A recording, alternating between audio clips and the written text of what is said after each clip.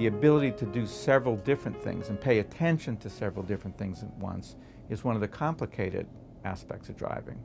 The second issue is that people often have to make sudden or emergent decisions if somebody pulls out in front of them. And it's those situations where a number of things are going on once or something suddenly happens that the Alzheimer's disease or other dementias make a person very vulnerable to either not seeing that something needs to be done or to making the wrong choice. And I happened to show up one day when she had had a car accident, and she was walking around the car and looking at the bumper, and I said, "What's the matter?" And she said, "Well, I think I hit something." And I said, "Well, you think?" I said, "Well, what do you mean you think? You either did or you didn't." And we were really fortunate nobody was seriously hurt, but that was the turning point for my father.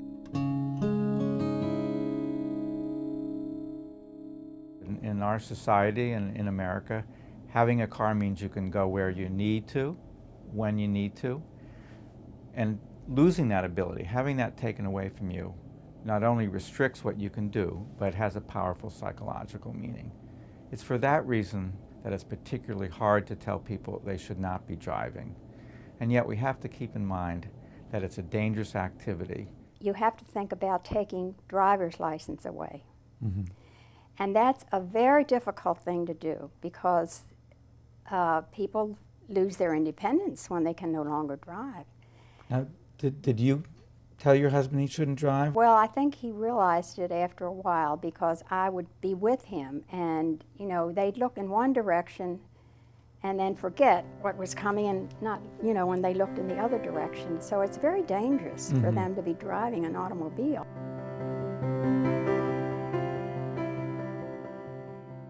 It's rare that a person only needs to be told once that they shouldn't be driving, whether it's by the doctor or an occupational therapist or even the family. Many people don't remember the conversation, or even if they do, they decide they want to continue driving. For that reason, it falls to the family to remind the person that they should not and indeed cannot drive. Families have found lots of ingenious ways to do this without directly confronting the person with the command not to drive. We were just always available, just anywhere she wanted to go. She used to visit my grandmother once a week, and I took her. And as we were walking to the car, she'd say to me, "Oh, I'll drive this week." And I'd say, "Oh, that's okay. It's just a hassle to move car seats." Yeah. And my dad would, I would say to him, if she wants to go to the beauty parlor, then just tell her you need to run an errand in that neighborhood, so why should both of you be taking the car?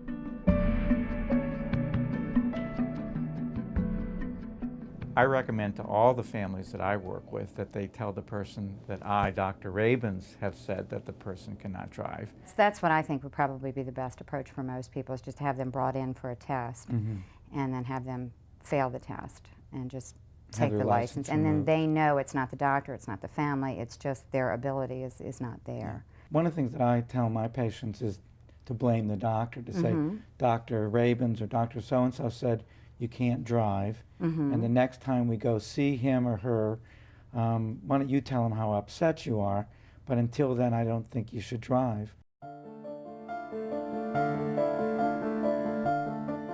Sometimes it comes down to disabling the car or making sure that the keys don't work for the car, even taking the battery cable off.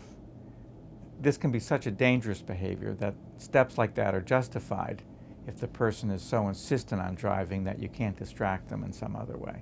And the other thing I've seen people do is disable the car, just pull a plug or something so that it doesn't work, and that you just come back in the house, or when they do, just say, well, I'll call and have it repaired, and just don't do it, because in 5 minutes they'll forget that you even said that you would. The goal in stopping the person from driving is preventing them from hurting themselves and hurting others.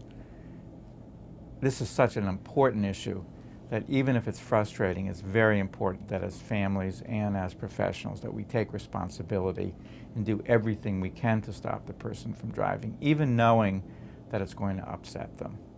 A lot of people are just too fearful to confront and challenge, and it just terrifies me when I think of the people that are out there driving that shouldn't be.